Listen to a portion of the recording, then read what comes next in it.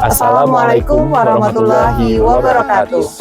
Kami dari Sindikat 5. Pada hari ini kami akan melaksanakan kegiatan kunjungan gampong di Kampung Bukit Kemuning.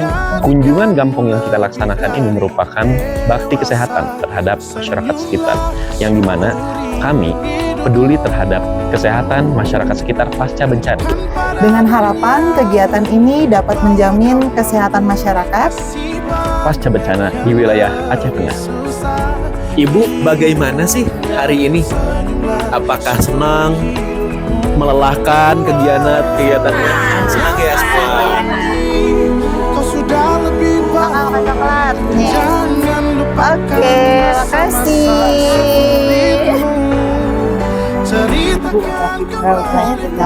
Cucu saya udah punya anak.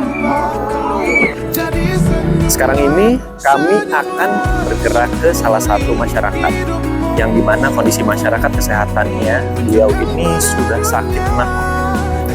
Nah, beliau tidak mampu datang ke posko sehingga kita akan menjenguknya untuk mengetahui kesehatan.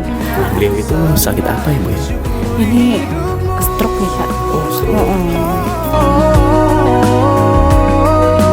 Del, capek Del, jauh kan?